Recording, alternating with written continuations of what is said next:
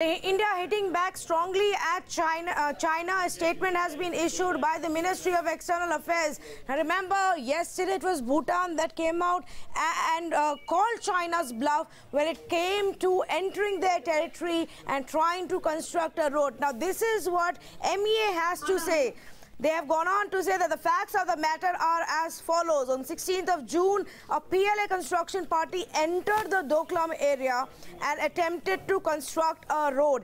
It is our understanding that a Royal Bhutan Army patrol attempted to dissuade them from this unilateral activity. The ambassador of Royal Government of Bhutan has publicly stated that, in fact, Bhutan has even lodged a official formal complaint via the diplomatic channels, because we told you this last night as well. Now the MEA also issuing a statement saying that the Foreign Ministry of Bhutan has issued a statement saying it was the Bhutanese territory that China entered. They have violated multiple agreements and they have urged China to return to the status quo. That was before 16th of June.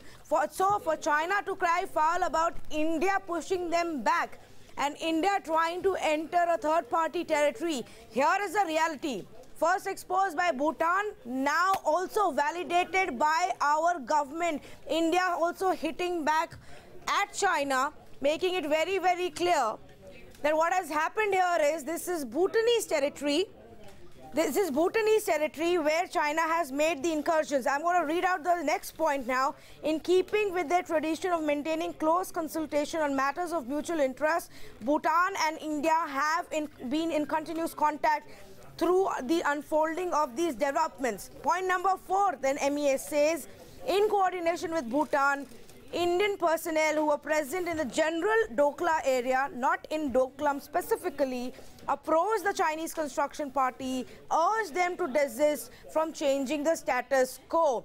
Srinjoy is on the phone line with me with more details on this, Srinjoy. So effectively what has happened is, in the Doklam area, in Bhutanese territory, Chinese PLA personnel forcefully entered, tried to construct their own buildings and roads there, which was first opposed by the Bhutanese patrol party. And now India validating that fact, saying we are working with Bhutan to push back China. Srinjoy. Okay, we'll just try and connect with Srinjoy as well, who's got more details on the statement. But Maruf, I was just reading out a few excerpts of that statement that has just come out. And it also says that it is essential that all parties concerned display utmost restraint, abide by respective bilateral understandings to not change the status quo unilaterally, Maruf. This area is very critical, as you very well know. Between India and Bhutan and China, that entire territory, where China was crying foul and blaming India, but Bhutan has blown their cover. You see, China tends to quote historical documents, agreements, treaties, whatever, very selectively.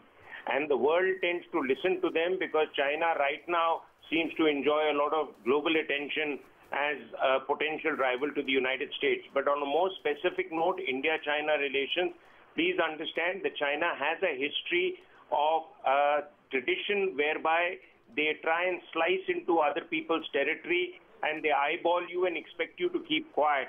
Indian and Chinese troops had a previous major standoff in the same area in 1967, exactly 50 years ago.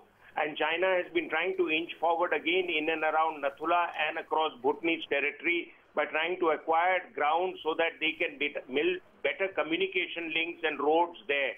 So Indian troops have only stood there in defending the line as has been their mandate